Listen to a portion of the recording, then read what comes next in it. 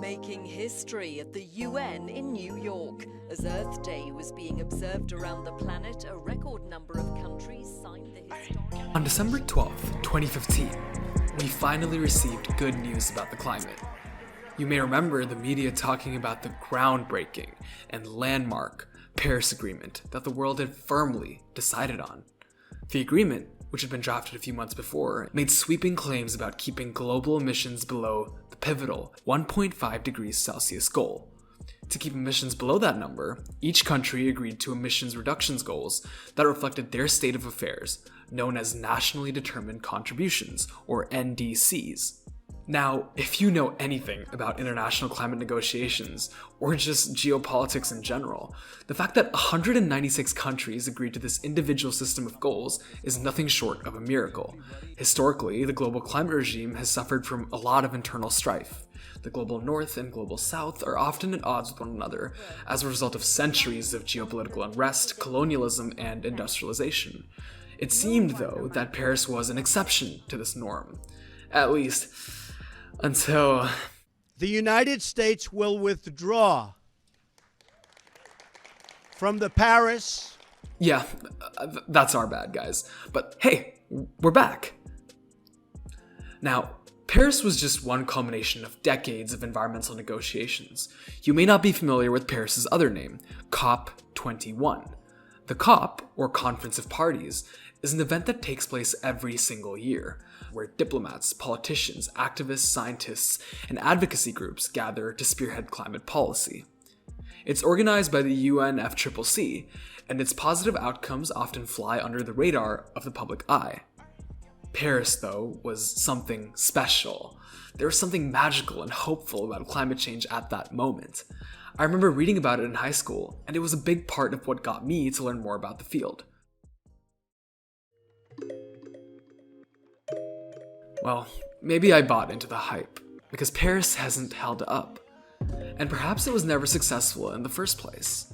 This year, Paris has come under increasing fire for being nothing but a paper tiger, with the UN itself conceding that we are nowhere close to meeting that 1.5 degrees emissions reduction goal. Those nationally determined contributions from earlier? Well, they'd actually lead to 2.7 degrees of warming. What's worse is that NDCs aren't even legally binding.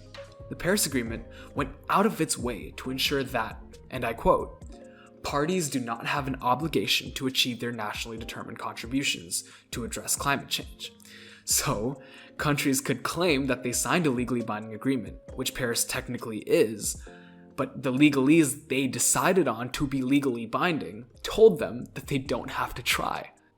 Paris was far from perfect. However, it did create a foundation for climate policy to stick to in the coming years. Every 5 years, countries have to come together and check in on how they're doing. Thanks to the COVID-19 pandemic, that global stocktake was delayed until this year. And spoilers, it's not great. There can be no doubt that this year's COP28, is one of the most important climate summits of all time. But what exactly are COPs? Located in a different country every year, the COP serves as an official 2-week meeting ground for policymakers to come together and negotiate on hopefully binding climate agreements. This year's COP, COP28, is uniquely divisive. But why is that? Well, let me tell you where it's going to be. Dubai. You heard me right. If you're wondering why the world's largest international climate convention is being held in a country that produces 3.2 million barrels of oil a day, you're not alone.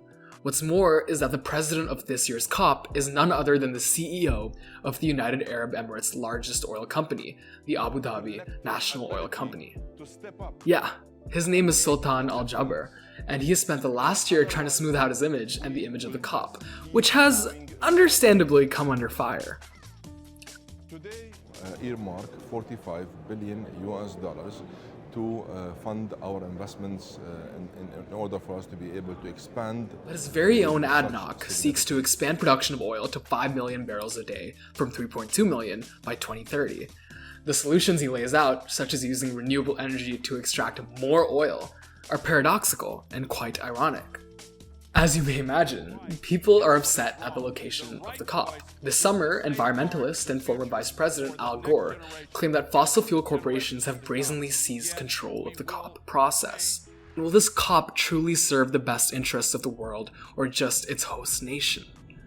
We'll have to see about that. Look, Paris and the global climate policy system face a reckoning this year. We must see if the world's policymakers have our best interests in mind.